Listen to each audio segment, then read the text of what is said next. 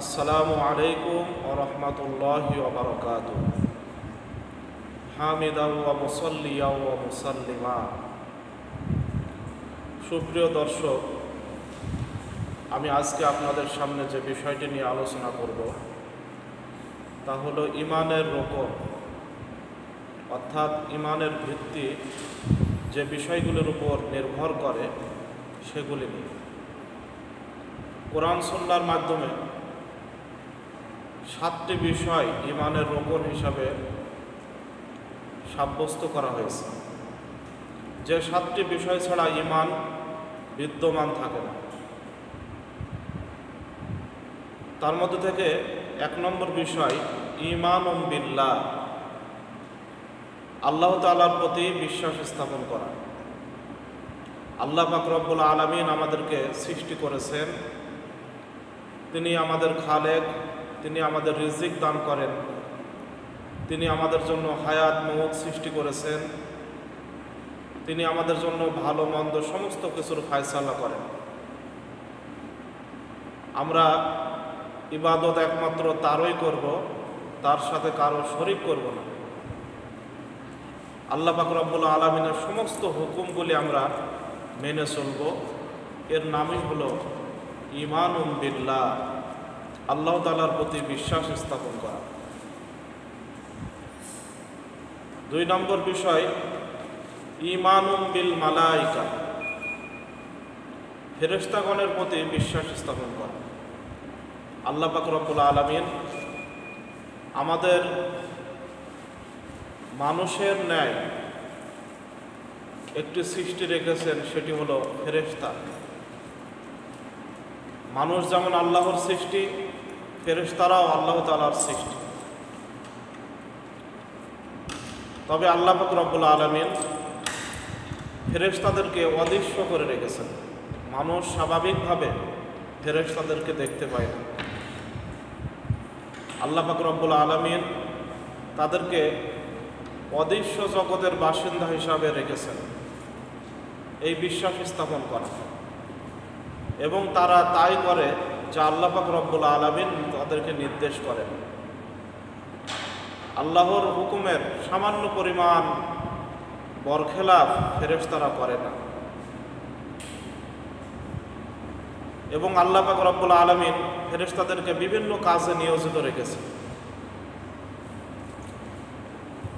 কোন ফেরেশতাকে আল্লাহ পাক রব্বুল আলামিন দুনিয়ার মধ্যে নবী রাসূলদের কাছে ওহী প্রেরণ করার জন্য প্রেরণ করেন। কারো দায়িত্ব রয়েছে মৃত্যুর সময় মানুষের রূহটাকে কবজ করে নিয়ে যায়। কারো দায়িত্ব দেওয়া হয়েছে নির্ধারিত সময়ে আসমান থেকে জমিনে বৃষ্টি বর্ষণ করবে। এভাবে একাধিক ফেরেশতাদেরকে আল্লাহ পাক রব্বুল আলামিন বিভিন্ন কাজে নিয়োজিত করে রেখেছে। আমাদেরকে বিশ্বাস রাখতে হবে আল্লাহ পাক রব্বুল আলামিনের হুকুমে ফেরেশতারা তারা সমস্ত কাজ পরিচালনা করে থাকে এবং ফেরেশতারা আল্লাহ পাক রব্বুল আলামিনের বিশেষ সৃষ্টি। 3 নম্বর বিষয় ঈমানুম বিল কুতুব, আল্লাহ পাক রব্বুল আলামিন যুগে যুগে নবী রাসূলদের উপরে যত রকম কিতাবাদি প্রেরণ করেছেন, সমস্ত কিতাবের প্রতি বিশ্বাস স্থাপন করা। যেমন আমাদের নবী হযরত মুহাম্মদ সাল্লাল্লাহু আলাইহি ওয়াসাল্লামের উপরে আল কোরআনুল কারীম নাযিল করা হয়েছে। এভাবে ঈসা আলাইহিস সালামের উপর ইনজিল কিতাব নাযিল করা হয়েছে। মূসা আলাইহিস সালামের উপর তাওরাত কিতাব নাযিল করা হয়েছে। এভাবে আল্লাহ পাক রব্বুল আলামিন হযরত দাউদ আলাইহিস সালামের উপরে জাবুর কিতাব নাযিল করেছেন। এছাড়াও 100 সহিফা আল্লাহ তাআলা যুগে যুগে বিভিন্ন নবী রাসূলদের মধ্যে প্রেরণ করেছেন। সমস্ত কিতাবে আল্লাহ তাআলার প্রেরিত এই কিতাবগুলি আল্লাহ পাক রব্বুল আলামিন যুগে যুগে মানুষের পথ প্রদর্শন করার জন্য, সঠিক পথের দিশা দেওয়ার জন্য প্রেরণ করেছেন।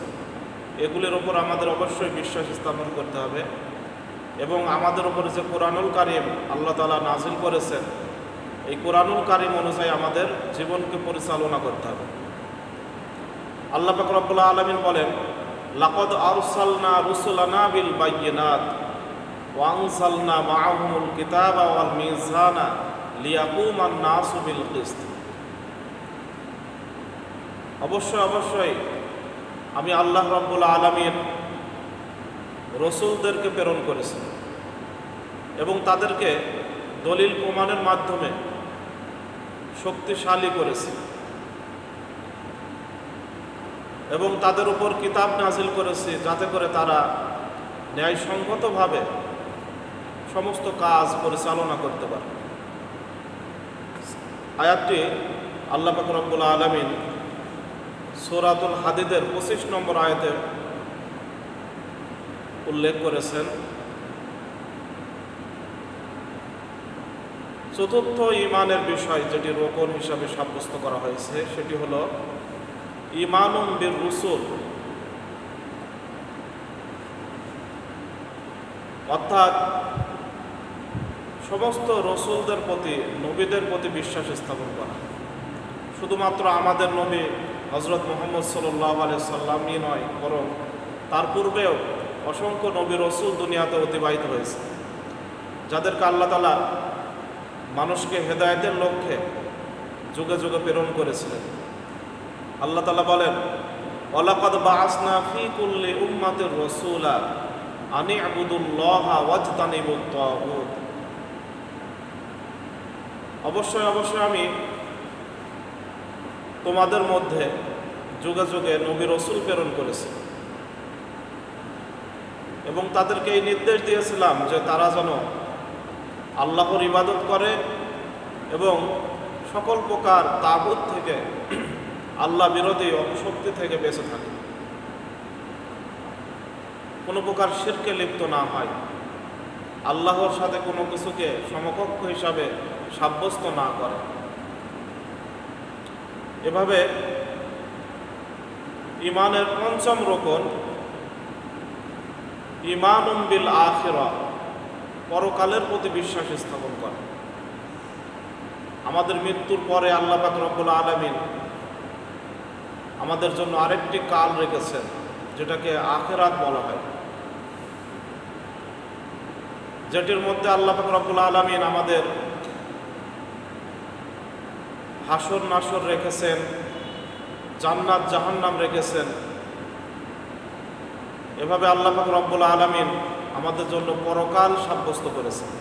এই পরকালের প্রতি বিশ্বাস স্থাপন করতে হবে। কুরআনুল কারীম আল্লাহ তাআলা বলেন, মান আমানা বিল্লাহি ওয়াল ইয়াউমিল আখির ওয়া আমিলা সালিহান ফালাহুম আজরুহুম ইনদা রাব্বিহিম ওয়ালা খাউফুন আলাইহিম ওয়ালা হুম ইয়াহজানুন। যে ব্যক্তি আল্লাহর প্রতি বিশ্বাস স্থাপন করে এবং পরকালের প্রতি বিশ্বাস স্থাপন করে এবং নেক আমল করে, এই সকল লোকদের জন্য আল্লাহর কাছে প্রতিদান রয়েছে। তাদের কোনো চিন্তাও নেই, তাদের কোনো ভয়ও নেই। আয়াতটি সূরা বাকারা 62 নম্বর আয়াতের মধ্যে উল্লেখ করা হয়েছে। সম্মানিত হাজিরিন, এজন্য আমরা আখিরাতের প্রতি বিশ্বাস স্থাপন করব। 6 নম্বর ঈমানের রোকন ঈমানুম বিত তাকদীর, আমাদের প্রত্যেকের যে আল্লাহ তাআলা তাকদীর দান করেছেন, এই তাকদীরের প্রতি বিশ্বাস স্থাপন করা। তাকদীর এভাবে বিশ্বাস করা যে আল্লাহ তাআলা আমাদের জন্য সমস্ত কিছু সাব্যস্ত করে দিয়েছেন, নির্ধারিত করে দিয়েছেন। তিনি আমাদের জন্য যে তাকদীর নির্ধারণ করেছেন সেটি অবশ্যই সংঘটিত হবে। হাদিস শরীফে রাসূলুল্লাহ সাল্লাল্লাহু আলাইহি ওয়াসাল্লাম বলেন, খালাকাল্লাহু মাকাদিরাল খালকি ক্বাবলা আন ইয়াখলুকাস সামাওয়াতি ওয়াল আরদ। আল্লাহ তাআলা আসমান জমিন সৃষ্টির পূর্বেই সমস্ত সৃষ্টিজীবের তাকদীর নির্ধারণ করে দিয়েছেন। হাদিসটি আল জামে ফিল হাদিস লিবনে ওয়াহাব 580 নম্বর হাদিস।